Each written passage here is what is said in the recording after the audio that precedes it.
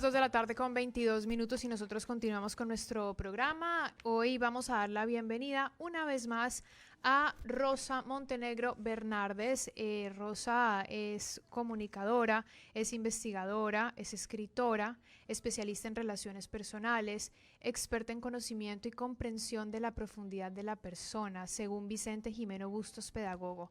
El currículum de Rosa lo compartimos la semana pasada y lo compartimos nuevamente antes de darle la bienvenida oficial. Es pedagoga por la Universidad de Navarra y ha ejercido su tarea educativa en España y en América Latina. También ha sido consultora y directiva de 4 entidades educativas en España, realizando tareas de auditoría y asesoramiento en países como México, El Salvador, Guatemala, Ecuador, Perú y Chile, colaborando con fomento de centros de enseñanza. Es profesora colaboradora de Identitas, también ha cursado el programa de coaching profesional durante el 2004 y 2005 en Navarra, España, y ha colaborado con el Ministerio de Trabajo en España en su programa de apoyo a Iberoamérica, siendo becada como experta internacional aquí, en nuestro país, en Ecuador. En la actualidad desarrolla actividades de asesoramiento, talleres de entrenamiento actitudinal y responsabilidad corporativa dirigidos a empresarios y ejecutivos con la finalidad de impulsar la responsabilidad de las empresas ante el reto que supone ser empresa saludable, tema del que hablábamos ayer en este programa. Rosa, gracias por conectarte una vez más, bienvenida. Muchas gracias, Clara, muchas gracias. ¿Cómo están las cosas por ahí? Mal, muy mal. Estamos hablando con Rosa, quien se comunica con nosotros desde España, por eso ella dice que las cosas no están muy bien. ¿Nos podrías hacer un breve resumen de cómo está la situación? Estamos en este momento confinados hasta el 9 de noviembre, reducida la movilidad, reducidos los aforos, limitadas las actividades y no sabemos, o sea, hay muchas incógnitas. Entonces, poco a poco van diciendo cosas distintas dependiendo de las autonomías. Hay autonomías que están perimetralmente cerradas, no se puede salir de ellas. Nosotros estamos también perimetralmente cerrados, pero a una zona que es sanitaria, pero hay zonas de alrededor que ya no podemos salir hacia ellas. Bueno, la incógnita que el mundo entero tiene en este momento. O sea, yo creo que es una incógnita profunda del por qué, del para qué, de la vacuna, de por qué una edad, otra edad, patologías. En este momento en la ciudad donde yo vivo es el pico más alto de la autonomía y bueno, está muriendo gente joven, también está muriendo gente mayor, pero hay residencias de ancianos que han dado el dato de 40 fallecidos. Está feo, Clara, está feo el tema. No sé cuándo vamos a ver la luz. ¿Cómo está la actitud de las personas, Rosa? ¿Cómo has visto este nuevo confinamiento? La gente está empezando a estar triste porque se avecinan las Navidades. Y entonces, por un lado, estamos esperanzados, porque la esperanza es lo último que se pierde, pero claro, tenemos mucho miedo a que los abuelos con los nietos no puedan celebrar las Navidades juntos, todo el mundo, o sea, en este momento la reducción, por ejemplo, nos acabamos de enterar en este momento, hace un rato, de que en las iglesias, en los 25 personas de asistencia nada más, son 5 personas que sean convivientes, sí, entonces claro, es que es un poco de soledad. Y la familia que está acostumbrada porque en España somos muy familiares, somos muy de abrazos, de besos, somos muy latinos en ese sentido. Entonces, esa soledad, esa distancia, porque el Zoom no lo cambia todo, no es la sustitución. Pero bueno, no perdemos la esperanza, porque Dios está arriba y esto el final del túnel se tiene que ver. Así es muy complicado y ha sido complicado para todos y nosotros que estamos aquí abajo, por decir geográficamente algo, pues vemos lo que está pasando allá y un poco es el reflejo del futuro. Entonces tenemos que aprender de esto que estamos viendo y viviendo de lejos con los casos de ustedes, ¿no? Ojalá no sea así. ¿Cómo están ustedes? con No, respecto al virus. acá estamos otra vez viendo medidas preventivas, porque ya se Ya. está viendo el resultado en otras fronteras. Entonces, lo que se está haciendo acá es reducir otra vez los contactos, reducir las celebraciones, disminuir al máximo cualquier tipo de actividad masiva. Y en esos pasos estamos. Entonces, Tenemos que ser obedientes a lo que nos dicen, porque por lo menos tenemos que intentar prever y exacto, cuidarnos así y es. cuidar a los nuestros. Rosa, gracias por ponernos en contexto de cómo está todo allá. Nos sirve mucho tu retroalimentación. Ahorita son las 2:30 de la tarde aquí, que son las 8:30 de la noche en España. Nos separan 6 horas, pero muchos kilómetros y una misma realidad. Entonces tenemos muchas cosas en común, como exactamente lo que tú propones en tu libro. Este libro del cual vamos a hablar hoy, que gratamente lo tengo en mis manos y tuve mira que no pasan las cosas por nada, tuve oportunidad de poder releerlo más y más profundamente porque creo que no es un libro que se lee una sola vez. Me parece que es un libro que se revisa, que se escribe, que se anota, que vuelves a descubrir frases y descubrir pensamientos. Se llama El yo y sus metáforas. Para quienes nos están viendo tanto por el Facebook como por el Instagram, lo tengo aquí en mis manos. Y Rosa me dijo, tú eres una de las afortunadas de tenerlo físicamente y me apropié de eso que me dijo y considero que tengo algo muy relevante para mí. Y todos los capítulos de este libro te dejan una reflexión que no la sacas tú, que la saco yo, porque tú siempre pones al final de tu reflexión, dices para pensar y sacas ciertas preguntas. Entonces vamos a empezar por lo que hay que empezar y es ¿de dónde surge tu idea de trabajar en el yo interior? ¿Por qué quieres que las personas hagan ese estudio sobre sí mismas? Bueno, te cuento, Clara, que yo no soy de profesión escritora, yo soy pedagoga y me he dedicado toda la vida a la educación, es mi pasión dominante. Y en la educación da lo mismo que des la materia de lengua o des la materia de filosofía o de literatura, que son instrumentos para ayudar a las personas a asumir su propia identidad, a crecer y a enfrentarse a la vida, a aprender a vivir de alguna manera. Entonces, claro, son muchos años dedicado a esto y un día, yo creo que lo cuento en el libro, un día una persona después de una conferencia se acercó al final y me dijo, ¿dónde puedo leer todo lo que usted ha dicho? Claro, yo no supe responderle porque cuando tú hablas, hablas con todo el compendio que llevas, con toda tu mochila, con toda tu experiencia, con todo tu recorrido. Entonces no puedes lanzarle una lista bibliográfica. Entonces yo inmediatamente pensé, este libro lo tengo que escribir. Ya llevaba mucho tiempo en mi cabeza. Entonces pensé, este año son mis bodas de oro matrimoniales. Mi marido toda la vida me ha dicho, ¿por qué no has fotografiado las pizarras? Entonces dije, bueno, pues el mejor regalo para él es que yo termine el libro en este año. Pensando en él y pensando en toda mi gente, yo he sido profesora de un máster de asesoramiento educativo desde México a Chile. Entonces yo tengo muchísimos antiguos alumnos en todos esos países.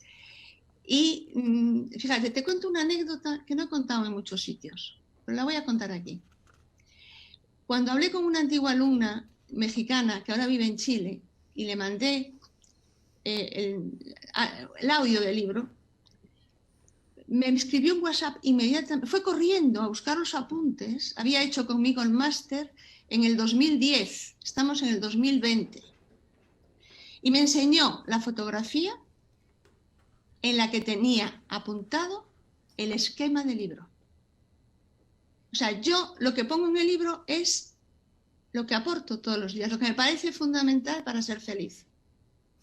Bien, eso debe haber sido una tarea muy complicada porque los pensamientos nuestros pues son dispersos. Entonces la tarea de recopilar la información y ordenarla para ponerla en un libro que tiene 208 páginas, pues 200 más, tiene como 230 y deja ver bien, 230 aproximadamente páginas, pues definitivamente debe haber sido un trabajo difícil, pero también creo que es interesante compartir ciertas ideas que pasan en tu libro para que quienes nos estén escuchando entiendan un poco mejor. Y si me permites, yo voy a leer unas 2 o 3 frases para que podamos trabajar un poco sobre ellas. Tú dices, vivimos en gerundio, amando rectificando, perdonando y morimos en cada presente inmóvil. El cadáver es un inmóvil inerte, pleno de inutilidad. Conviviremos con nuestras fragilidades como buenos compañeros de viaje. Y el tema de vivir en gerundio me pareció tan real y tan explícito que es bueno recordárnoslo, ¿no? Entonces, por ejemplo, reflexiones como estas, ¿qué propósito tienen para ti? Hacernos entender qué. Que solamente, eso, el final de lo que has leído, morimos en cada presente inmóvil. Eso es como, estamos continuamente en movimiento, no somos iguales, ni antes ni después, pero yo lo único que tengo en las manos es el momento presente. Y yo, pronombre, realizo una acción en el momento presente. Y yo me concreto en cada acción que realizo. De deseos se puede soñar, pero no se puede vivir. Esos deseos hay que concretarlos. Y no mañana ni ayer, porque el pasado ya no está en nuestras manos y el futuro tampoco. Lo único que tengo es el hoy. Y tengo fuerzas para cada momento, para cada minuto. Por eso que morimos en cada presente inmóvil. De hecho, los cadáveres son los que no se mueren. Sí, tienes otra reflexión que me gustó mucho y la resalté y dice lo siguiente: en la vida no hay espacio para tomas repetidas y luego reírnos de las tomas falsas de la película. El personaje no es la foto revelada, eso solo ocurre, creo, en las buenas películas. Qué bonito es ese planteamiento para hacer pensar, Clara. Es decir, vamos a ver, es que es lo mismo que acabamos de hablar del presente. En las películas repites la toma hasta que el director dice es la correcta. Pero nosotros no tenemos esa capacidad. Entonces, es esforzarnos cada día en vivir de acuerdo a quiénes somos. Por eso hablo de persona y personaje. El personaje de alguna manera es un papel que interpreto. Los personajes son múltiples. La persona es única. Entonces, ¿qué ocurre? Que hoy, por ejemplo, estamos rotos por dentro, Clara. Y a veces queremos identificar nuestra persona con los personajes. Y a veces incluso nos escondemos debajo de los personajes. Como el hombre de la cámara, de la máscara, ¿no? Entonces, ese efecto de verme en el espejo, ese efecto de querer verme como los demás me quieren ver, sin la seguridad de ser yo y manifestarme a los demás como quien son, si no encuentro la felicidad en quién soy, no la voy a encontrar nunca. Bien. La aceptación. También escribes algo que dice lo siguiente, y para mí es interesante, sobre todo esta palabra, porque es tan contraria a lo que permanentemente tenemos, y es el silencio, que como en la música no es un espacio vacío, necesita de un experto en humanidad para sacar a la luz la tenue melodía del yo que se revela tímido. El silencio. Estamos en una sociedad ruidosa, a veces intencionalmente ruidosa, porque la intimidad solamente se revela en el silencio interior. El silencio interior es creador, es emergente, es luminoso, pero a veces no quiero encontrarme con lo que descubro en ese silencio. Por eso me pongo los cascos, por eso canto todo el día, por eso voy por la calle con los cascos puestos, por eso estoy todo el día con el móvil. O sea, es vivir hacia afuera, no vivir hacia adentro. Y claro, nos encontramos entonces perdidos, porque todo eso es falacia, todo eso es papel de colorines, pero nada más. Entonces, lo más importante es... Mira, yo recuerdo una vez en un aula de primaria, o sea, de niñas pequeñas, sexto de primaria, 12 años, no tan pequeñas, en un momento determinado les mandé cerrar los ojos, recoger las cosas del pupitre y intentar aguantar el silencio durante unos minutos. Había gente que se le caían los lagrimones, Clara. Es una experiencia muy fuerte. Y solamente en el silencio nos reencontramos con nosotros mismos. Y solamente en el silencio puedo expresar lo que soy. Y en el silencio del otro puedo ayudarle a encontrarse. Ese es el diálogo. Por eso es la pieza musical. Sí, es muy interesante porque vivimos, como tú dices, en un mundo de ruido, ruido incluso mental, ¿no? Permanentemente estamos generando pensamientos, generando información, cuestionándonos, escuchando el ruido de la calle, la música de la radio, todo, ¿no? El iPod, todo lo que sea que tenemos aquí y nos cuesta ese espacio de silencio. Es más, nos sentimos raros ante el silencio, nos sentimos raros ante el silencio. Perdidos, perdidos muchas veces.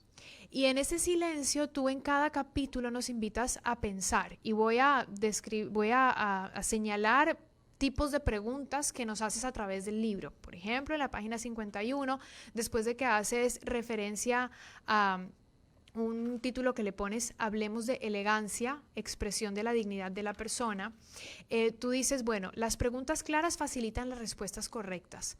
¿Qué? ¿Cuándo? ¿Por qué? ¿Para qué? ¿Cómo? ¿Con quién? ¿Para cuándo? ¿Cuál es mi destino? ¿Lo que hago hoy me acerca o me aleja de ese puerto? Y ahí me quedé yo con puntos suspensivos para seguir respondiendo qué era todo lo que iba a responder. Y con lápiz en mano es duro porque te quedas mucho tiempo tratando de encontrar la respuesta. Sí. Tiempo que no le dedicamos a eso, a ese pensamiento, a esa reflexión interna. Es lo que estoy haciendo hoy realmente me está acercando a ese puerto que yo tanto he deseado. Y la otra pregunta ni te la digo, ¿no? ¿Será que eso que estoy deseando es realmente lo que deseo o lo que siempre me planteé razonalmente? Entonces es muy interesante. Ese es el tema que subyace de la libertad, de la capacidad de decisión, de la capacidad de tomar las riendas de mi vida. Entonces, en el campo de la elegancia, que estabas tratando ese tema, es decir, el por qué me he visto, para quién me he visto, por qué me he visto de esta manera, en este momento y en esta circunstancia. Lo que me pongo encima es lo que me acoge, me protege. Es decir, la ropa es al cuerpo lo que el cuerpo es al alma. Entonces, el cuerpo expresa de modo sensible eso que no se ve. O sea, el cuerpo es lo visible de lo invisible. Y la ropa que yo me pongo, el cómo me visto, el cómo me comporto externamente, expresa lo visible de muchas cosas pequeñas que tengo en mi vida y que quiero que los demás lo perciban. Si no lo hago bien, confundo. Y luego me siento incomprendida. Aquí haces también una reflexión que me gustó mucho, cambia ya un poco el enfoque y dices, porque la amistad es luz en el alma del amigo. Ah, ese tema es apasionante, Clara. La amistad es parte de la felicidad. Uno puede vivir sin esposo, uno puede vivir sin hijos, uno puede vivir sin padres, pero no puede vivir sin amigos. Luego ocurre que el padre es un amigo, el esposo es un amigo, los hermanos son amigos, pero sin la amistad, sin esa virtud de la amistad en la que yo me muestro vulnerable al otro y pierdo el miedo al dolor que puede producirme la vulnerabilidad, o sea, la pasión que supone compartirla y mejorar, eso no tiene precio. Por eso el amigo de verdad es el que ilumina tu vida. Voy a compartir unas preguntas que nos pones a pensar en tu libro y luego de eso ya quiero que me cuentes un poquito más de dónde lo encontramos, qué retroalimentación has tenido y otras cosas más. Pero tú dices, pónganse a pensar, ¿construyes puentes o levantas muros a tu alrededor? Esa es la pregunta número 1 apenas. Y ahí va uno con su propia reflexión porque uno no se puede mentir a uno mismo, uno le puede mentir al otro, uno le puede mentir al de al lado, pero a uno mismo uno no se puede mentir. Dices, ¿has probado utilizar el sentido de humor para desengrasar situaciones chirriantes? Y ahí va con otro desafío más para la respuesta. Preguntas también, ¿el sentido del humor relativiza las cosas y rompe el saque del enrocamiento? Es decir, ¿sabes reírte de tus errores intrascendentes? Preguntas también, ¿acostumbras a escuchar antes de decidir?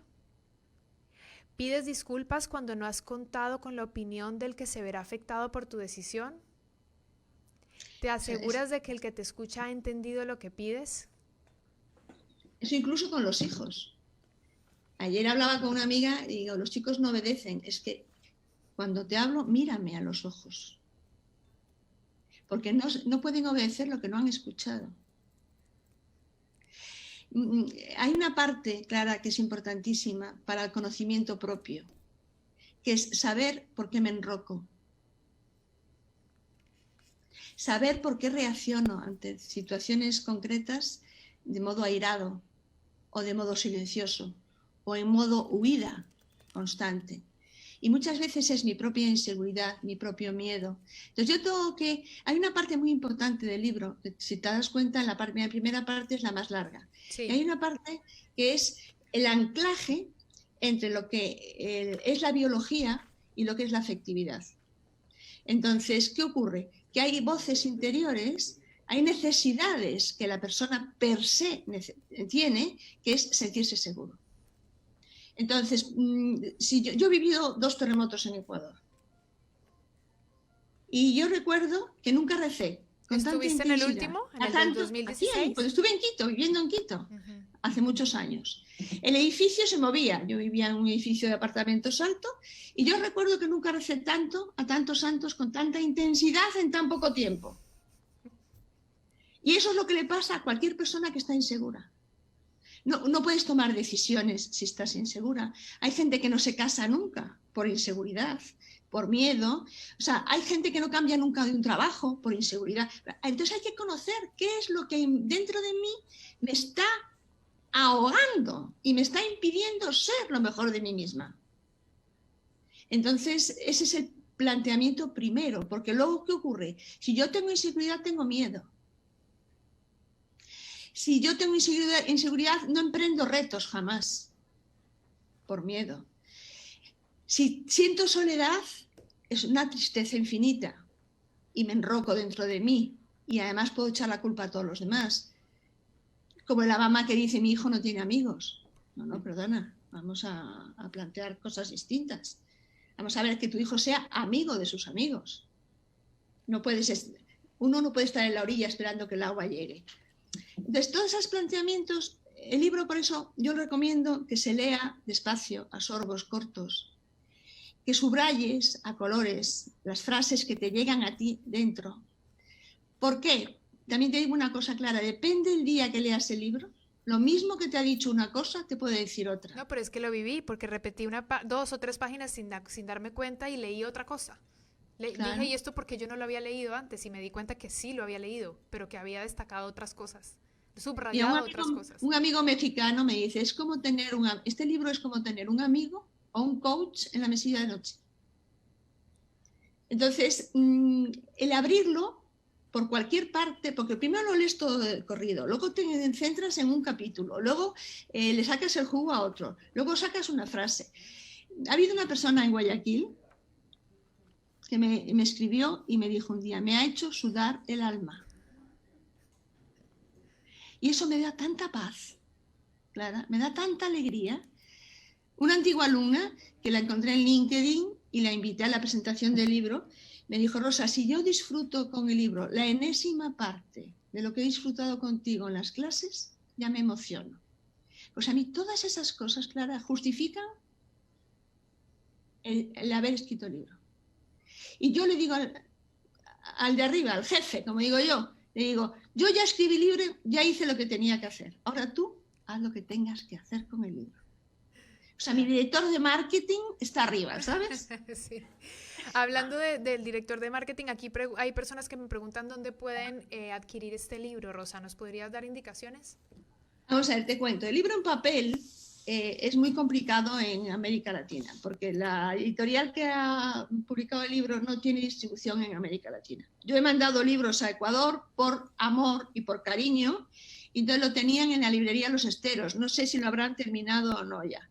Pero lo que pasa es que lo tenéis todo en digital y en audio en todas las plataformas online. En Audible, en Amazon, en Google Play. O sea, están en todas las plataformas. Y yo lo que estoy buscando ahora es una editorial que quizá en enero ya lo consiga, distribuya el libro en América Latina. Y tan pronto tenga eso, pues ya os lo comunico. Pero en la librería Los Esteros había hasta hace poco libros en papel. ¿Y el digital dónde las personas podrían buscarlo? En cualquier plataforma, en Audible, o sea, en Amazon, en Google Play, en todas las plataformas. Hay miles, o sea, yo te voy a poner no sé si podrías decir un poquito la web. En la web donde yo tengo toda la información del libro, se llama, lo estoy poniendo ahora ahí para que lo podáis poner, metáforasenrosa.com. Sí. Entonces, en metáforasenrosa.com están todos los lugares donde pueden adquirir el libro. Perfecto. Perfecto, Rosa. Yo te agradezco. Aquí ya estoy en la página que ya la había visto previamente, metáforasenrosa.com, en donde además van a poder encontrar la biografía de Rosa, el libro, el audiolibro, ciertos testimonios y bueno, parte de lo que hemos conversado aquí seguramente ella ya lo ha contado de otras maneras y a otras personas. Así que creo que pueden conocer un poco más sobre esta publicación. A nosotros se nos acaba el tiempo, a ti ya se te está haciendo cada vez más de noche además, pero yo te agradezco haberte conectado hoy con nosotros. Estamos hablando con Rosa Montenegro Bernardes, ella es la autora de El Yo y sus metáforas, un libro muy profundo con preguntas muy válidas para hacerse siempre. No sé si todos los días, pero por lo menos un día de por medio para dejar que la mente y el alma vayan contestando de a poco. Muchas gracias por este regalo, por tenerlo aquí yo en mis manos. Es un tesorito para ti.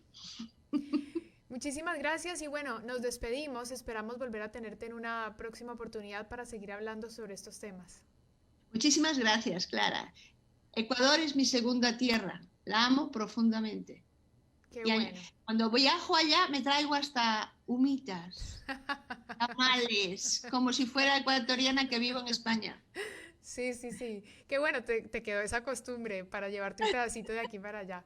Ojalá que puedas volver pronto después de todo este tema que estamos viviendo. Muchísimas gracias, Clara. Un gusto. Un abrazo.